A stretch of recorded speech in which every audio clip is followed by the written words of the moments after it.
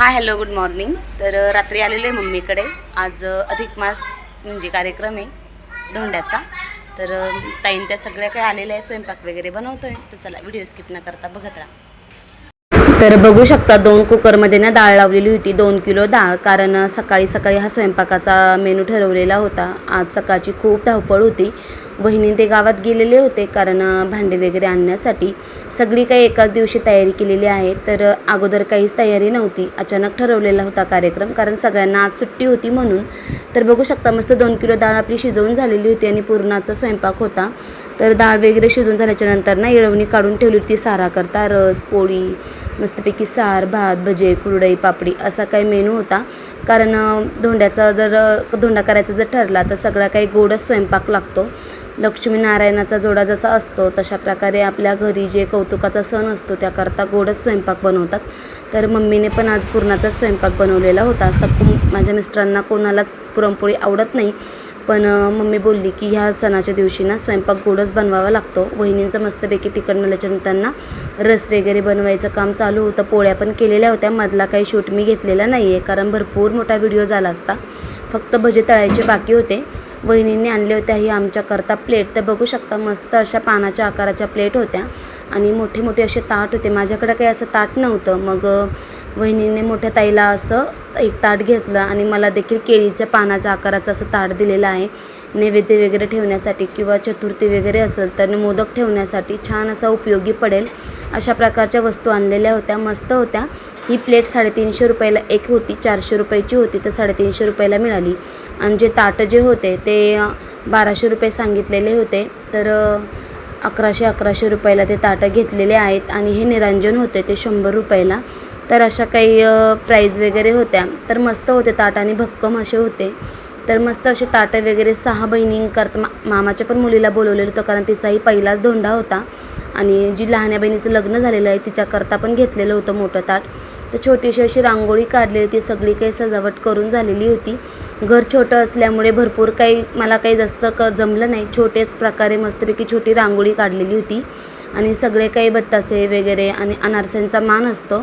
जाळीचे जे पदार्थ असतात ते ठेवले जातात जावयांकरता. 33 असे वाण भरले जातात आणि हे झाकून दिले जातात.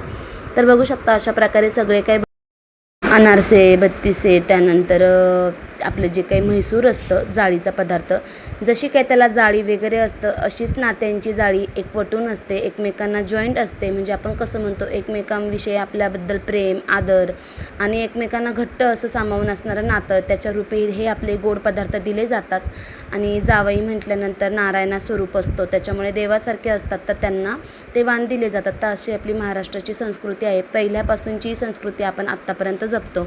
तर बघू शकता मस्तपैकी असे ताट वगैरे ठेवलेले होते, त्याच्यामध्ये सगळं काही भरलेलं होतं.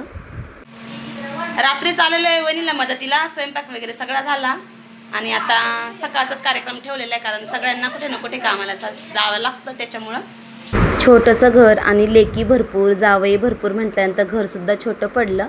तर बघू शकता मस्त काही सजावट केलेली होती छोटीशी अशी. सगळ्यांसाठी कपडे घेतलेले होते मम्मीने आणि काकून त्यांनी. तर दोन्ही मिळून होता, काका आणि नाना म्हणजे माझे वडील दोघा मिळून हा धोंड्याचा कार्यक्रम एकाच ठिकाणी ठेवलेला होता. कारण त्यांची मम्मी त्यांचे पण 3 जावई आणि काकांचे 2 जावई आणि मम्मीची जी भाची होती तिच्याकरताही वाण द्यायचे होते कारण त्यांचंही नवीनच लग्न झालेलं आहे. तर त्यांनी तोपर्यंत रांगोळी वगैरे काढून घेतली. तर पूनमने मस्त छान अशी ताटांच्या भोवती अशी रांगोळी काढलेली होती. सगळ्या जोड्यांना बसण्यासाठी तयारी चालू होती आणि मम्मीचं चालू होतं की दिवे लावायचे होते म्हणून आणि वाण झाकून ठेवलेले होते. वाणही झाकूनच द्यावे लागतात अशा प्रकारे तयारी केलेली होती. सगळ्यांनी मिळून सगळी काही तयारी केलेली आहे. रांगोळी वगैरे सगळ्या काही झालेलं आहे. आता दाजीन ते येत आहे, मम्मी त्यांचं पण आवरायचं काम चालू आहे, स्वयंपाक वगैरे झालेलं आहे. तर चला व्हिडिओ स्किप न करता बघत राहा.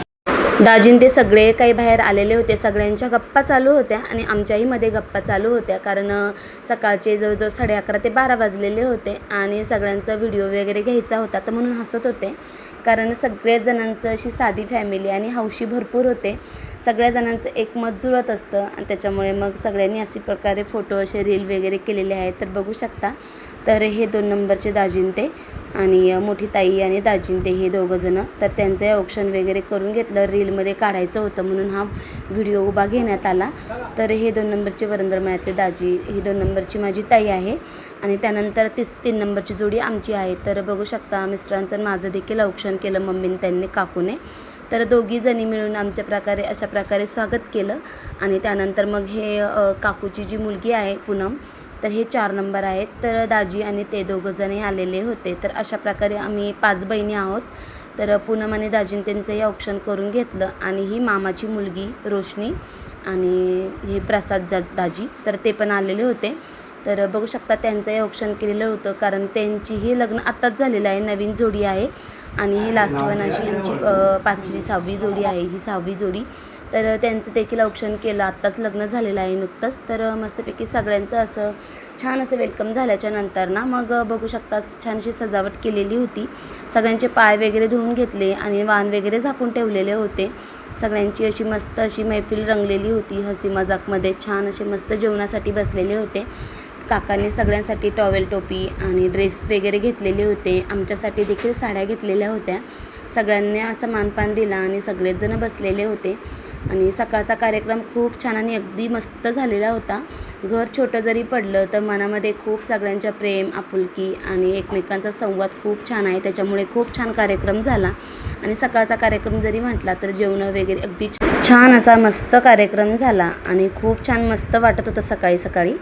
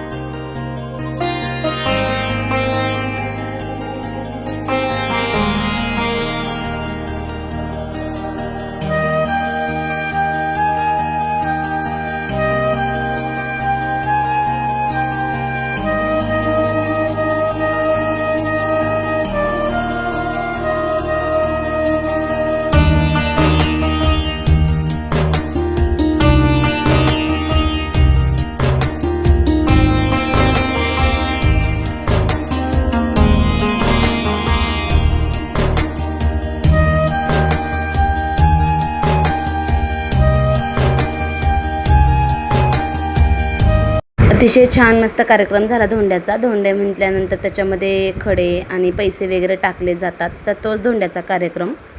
तर तो काय हा धोंडा असतो तो फोडला जातो. त्याच्यामध्ये पुरण असतं आणि बाहेरून मस्तपैकी स्टफिंग केलेलं असतं. तर ज्याला जसा काही धोंडा मिळतो तशा प्रकारे धोंड्याचा मान मिळत असतो. पैसे, खडा आणि मिठाचा खडा अशा प्रकारे असतो. हा कार्यक्रम छान झाला. तर सगळेजण आहे ना अंघोळ करण्यासाठी, स्नान करण्यासाठी बाहेर चालले. जेवण वगैरे झालेली होती. 4 वाजलेले होते. आवरायचं सगळं काही झालेलं होतं. मग माझ्या भावाचं सगळ्यांचं चालू होतं की आपण दर्शनासाठी कुठेतरी जाऊ आणि धोंडा न्यायला म्हणतात, तर मग तुम्हाला आंघोळीच करता घेऊन जातो म्हणून. तर त्याने पिकअपमध्ये ना आम्हाला सगळ्यांना नेलं होतं आंघोळी करता टाकेदला. बघू शकता जेवण वगैरे झालं, त्याच्यामुळे सगळ्यांना सुस्ती आलेली होती. वहिनींनी डायरेक्ट झोपून घेतलेलं होतं आणि आम्ही देखील आता झोपलेलो होतो सगळेजण आणि पिकअपमध्ये चाललेलो होतो टाकेदच्या दर्शनाकरता आणि आंघोळी करता. तर तिथं गेल्याच्या नंतर ना स्नान वगैरे करून मग पुन्हा मग धोंड्याचा कार्यक्रम संपूर्ण होतो असं माझ्या वडिलांचं म्हणणं होतं. मुलं सगळे काही माळावर वगैरे बसलेली होती आणि छानपैकी मस्त टाकेदला आलेलो होतो. बघू शकता मम्मी, काकू, काका, भाऊ भावंड आणि आम्ही सगळे बहिणी वगैरे सगळ्याच काय आलेलो होतो.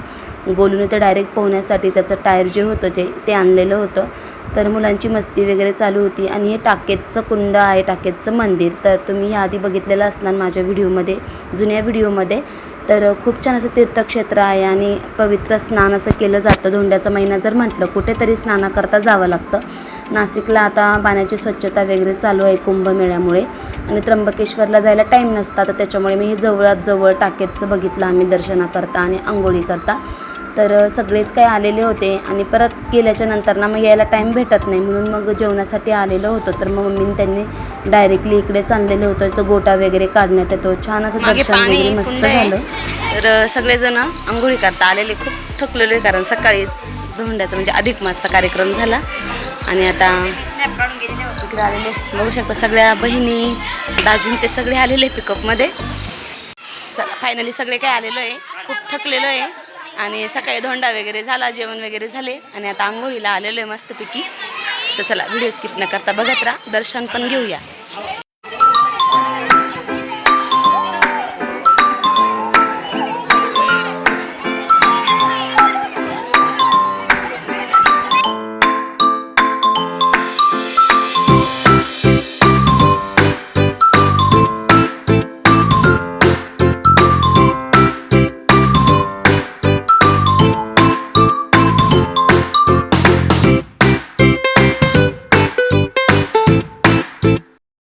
सगळेजण मस्त फ्रेश झालेले होते. सगळ्यांनी छान अशा आंघोळी वगैरे केल्या आणि तीर्थस्नान आहे, त्याच्यामुळे त्या ठिकाणी केलेलं स्नान अगदी पवित्र आणि खूप छान असतं.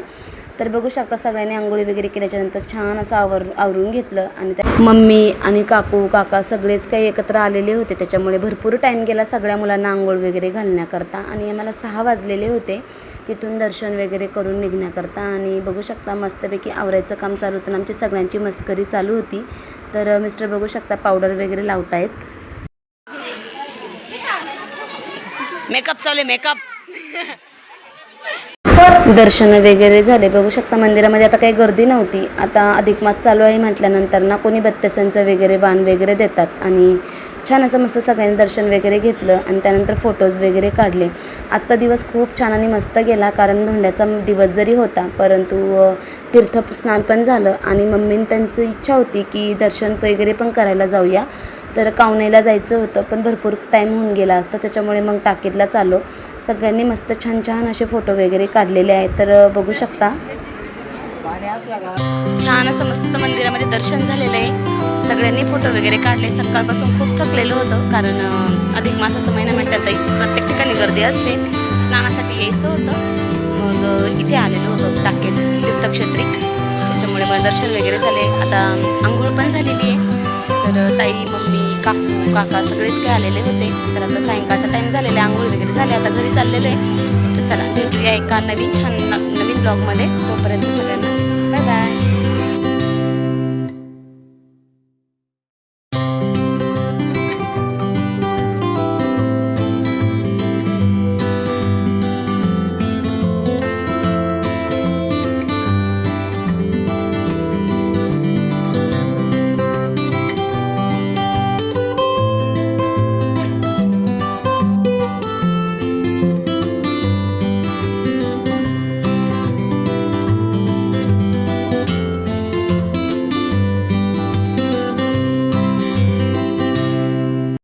खरं तर प्रथमतः स्नान करून यायचं होतं आणि त्यानंतर मग धोंडा करायचा होता, पण सगळी एकाच दिवशी धावपळ झालेली आहे. तर बघू शकता हा संध्याकाळचा व्हिडिओ आहे, पुन्हा नंतर हा सायंकाळचा व्हिडिओ होतो. खूप धावपळ झाली आणि सकाळपासून भरपूर सारा टाईम गेलेला होता. तर त्यानंतर ना मग घरी आल्याच्या नंतर मम्मीने त्यांची काकूची ओटी भरली घाईघाई, कारण मम्मीने त्यांच्याकरता साड्या आणलेल्या होत्या. डेकोरेशन सकाळी केलेलं होतं, भरपूर टाईम झालेला होता. सगळे दाजी जावई ते सगळे काही आल्यामुळे ना सगळं काही गोंधळ झालेला होता आणि तीर्थस्नानाकरता गेल्यामुळे पण मग भरपूर धावपळ झाली. तिकडनं आल्यानंतर पण पुन्हा स्वयंपाक वगैरे जेवणं झाली आणि आम्ही घरी जायच्या टायमिंगला ओटी भरलेली आहे मम्मीची आणि काकूची. तर व्हिडिओ आवडला असल्यास लाईक करा, शेअर करा, सबस्क्राईब करायला विसरू नका. भेटूया पुढच्या ब्लॉगमध्ये.